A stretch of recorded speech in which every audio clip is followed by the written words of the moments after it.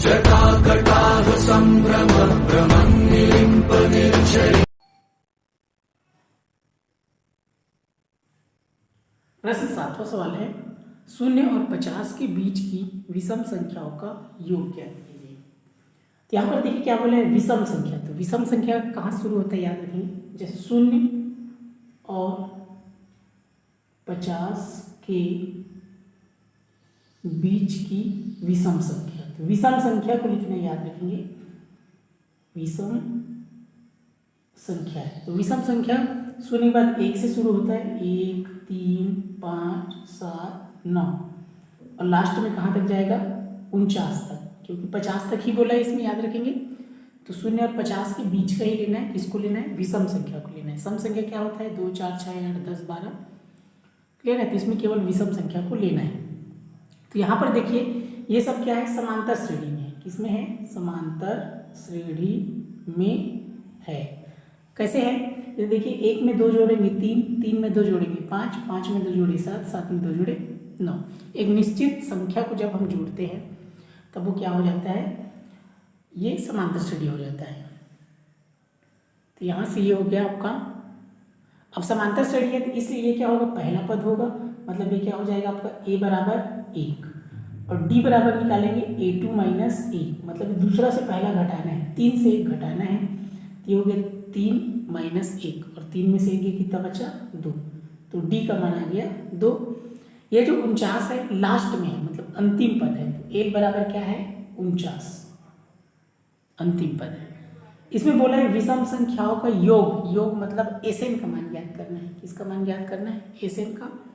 तो उसके लिए पहले हमको एन निकालना पड़ेगा। तो एन का मान यहाँ से निकालेंगे, तो यहाँ से फार्मूला लगाएंगे, क्या होता है, एल बराबर A plus N minus 1 into D. इसको क्यों लगा रहे हैं, क्योंकि हमको एन का मान चाहिए जो कि नहीं दिया है, क्योंकि एन निकलेगा तभी क्या निकलेगा आपका, एस एन निकलेगा, योग निकलेगा। एल बराबर क्या दिया है 49, ए के बदले क्या लिखेंगे 1, एन माइनस 1 वैसा ही रहेगा, डी के बदले क्या लिखेंगे 2। कभी भी ध्यान देंगे डी का मान अगर माइनस में है तो उसको कोष्टक में ही लिखना है, इसको भी लिख सकते हैं। अब यहाँ पर देखिए ये क्या हो जाएगा आपका, ये प्लस है तो प्लस का उल्टा क्या हो जाएगा माइनस, तो -1 हो जाएगा, पक्षांतर किए तो ये n माइनस 1 इंटू 2 वैसा ही रहेगा। अब 49 में से 1 घटाएंगे कितना बचेगा 48। देखिए यहाँ से ये जो 2 है ये n माइनस 1 इंटू 2 वैसे लिख लेंगे। अब ये 2 गुणा में है तो कहाँ आएगा, इसके भाग में आएगा, इसके भाग में आ जाएगा 48/2 n माइनस 1। अब 2 से भाग देंगे 48 को तो कितना आएगा, तो भाग दे देंगे इस प्रकार, ये हो जाएगा आपका, ये 48 है और ये 2 है, तो 2 दूनी 4, ये कट, ये 8, 2 चौक 8, कितना आ गया 24।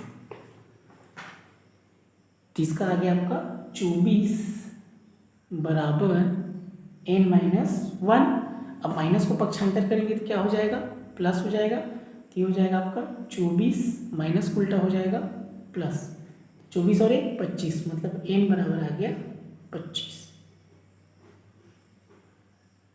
क्लियर इतना, ये n का मान निकल गया। अभी उत्तर नहीं है, क्या निकालना है, योग निकालना है, मतलब एसएन निकालना है। सिंपल से देखिए इसको आप नीचे बनाएंगे, मैं यहीं पर बना देता हूँ इसका, ये हो जाएगा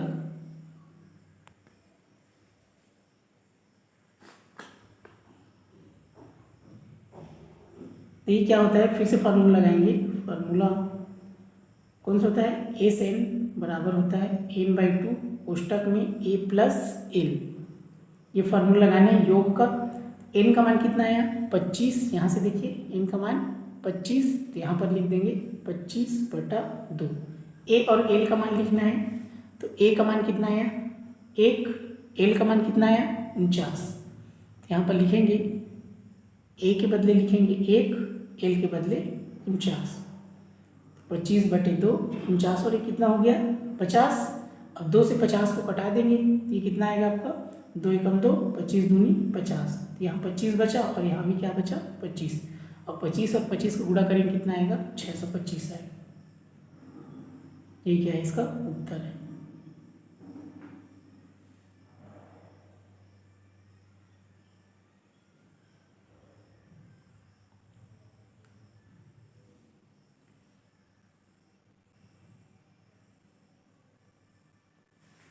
प्रश्न 8वां है, उस समांतर श्रेणी के पहले 51 पदों का योग ज्ञात कीजिए जिसका दूसरा पद 14 और तीसरा पद 18 है। कभी भी ध्यान देंगे, योग बोला है मतलब आपको एस एन ज्ञात करना है। एस एन और उसका फार्मूला आपको याद रखना है। एस एन के लिए अगर एल दिया है तो एस एन बराबर n/2 कोष्टक में a प्लस एल इसको लगाना है, और एल नहीं दिया है तो देखिए इसमें 51 पद मतलब n का मान दिया है। क्लियर है, n का मान इसमें दिया है। अब देखिए क्या क्या चाहिए आपको, a चाहिए, n चाहिए और d चाहिए। अगर l नहीं दिया है तो यहाँ n तो दिया है, अब a और d हमको पहले ज्ञात करना पड़ेगा। तो यहाँ पर देखिए कंडीशन दिया है, तो यहाँ पर दूसरा पद दिया है 14, मतलब दूसरा पद मतलब ये क्या हो जाएगा a2, ये दूसरा पद को क्या लिखते हैं a2 बराबर हो गया ये 14। फिर क्या दिया है तीसरा पद, तीसरा पद क्या है, तीसरा पद को लिखते हैं a3, तो a3 बराबर दिया है 18। अब हमको क्या चाहिए d, तो d के लिए याद रखेंगे दूसरा से पहला घटाते हैं तो भी d आता है, तीसरा से दूसरा घटाते हैं तो भी d आता है। क्लियर हुआ, मतलब ये हो जाएगा, और चौथा से तीसरा घटाएंगे तो भी d आता है। तो इस प्रकार आप घटा सकते हैं। तो यहाँ पर आप d का मान निकालेंगे, d मतलब सर्वंतर, तो ये हो जाएगा सर्वंतर d निकालेंगे तो तीसरा पद माइनस दूसरा पद, तीसरा पद माइनस दूसरा पद, क्योंकि d का हमको जरूरत है। तो ये हो जाएगा आपका तीसरा पद क्या है 18, दूसरा पद क्या है 14, तो ये हो गया d का मान। तो d बराबर 18 में से 14 गया कितना है 4, ये d का मान हो गया। अब d निकल गया, लेकिन हमको क्या चाहिए a भी चाहिए, क्योंकि फार्मूला में a रहता है, लेकिन a इसमें दिया नहीं है, a2 और a3 दिया है। तो a निकालने के लिए फार्मूला क्या हो जाएगा, अब हम लगा देंगे एक और फार्मूला, d बराबर होता है क्या a2 माइनस a, मतलब दूसरा पद माइनस पहला पद। तो यहाँ पर देखिए ये हो जाएगा आपका d का मान कितना है 4, तो d के बदले लिखेंगे 4, a2 का मान कितना है 14, तो यहाँ पर हो जाएगा ये 14 14, a का a ही रहेगा। अब पक्षांतर करेंगे तो एक इधर ले आएंगे तो माइनस उल्टा प्लस, ये 14 हो गया, ये प्लस है तो प्लस उल्टा क्या हो जाएगा माइनस। पक्षांतर किया है, एक को इधर और 4 को इधर, तो प्लस का माइनस हो गया और माइनस का प्लस हो गया। अब देखिए यहाँ से तो a बराबर हो जाएगा 14 में से 4 गया 10, a का मान आया आपका 10, तो a निकल गया, d भी निकल गया, और n इसमें पहले से दिया है 51 पदों, जिसमें पद लिखा है मतलब वो n का मान है। तो n का मान कितना दिया है 51, तो हो जाएगा आपका, यहाँ से लिख लेंगे 51 पदों का योग। तो ये n बराबर दिया आपका 51, n बराबर है 51, ये दिया है।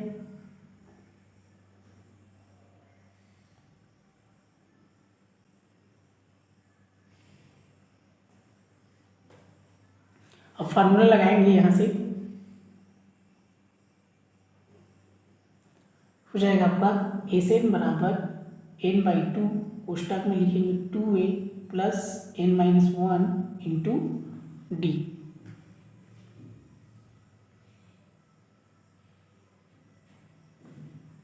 तभी हम मान रखते जाएंगे, n का मान क्या रखेंगे 51, फिर 2 वैसा ही रहेगा 2, a का मान कितना लाया अभी 10, ये a का मान 10, n का मान 51 -1 और d का मान कितना है 4। यहाँ से देख सकते हैं d का मान कितना है आपका, ये d का मान 4, तब ये हो जाएगा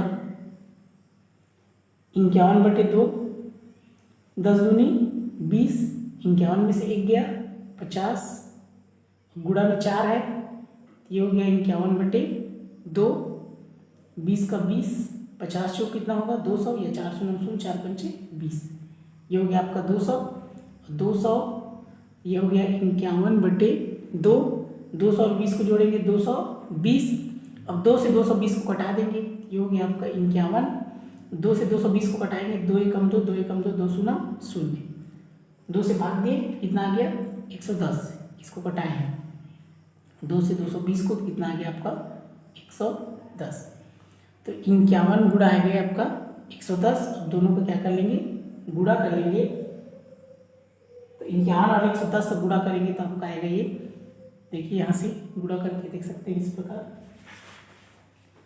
51 ये 110 गुणा 51 तो हो जाएगा 1 शून्य शून्य, 1 कम 1 1 कम 1, 5 शून्य शून्य, 5 एकम 5, 5 एकम 5, ये शून्य 1 5 1 6, ये 5 कितना है 5610।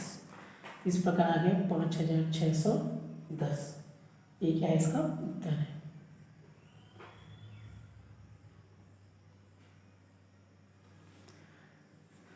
क्लियर है? तो पहले प्रश्न को समझ लेना है, उसमें क्या दिया है और क्या निकालना है, तब वो आसानी से बन जाएगा और फॉर्मूला याद रहे। जटाकटाह संभ्रम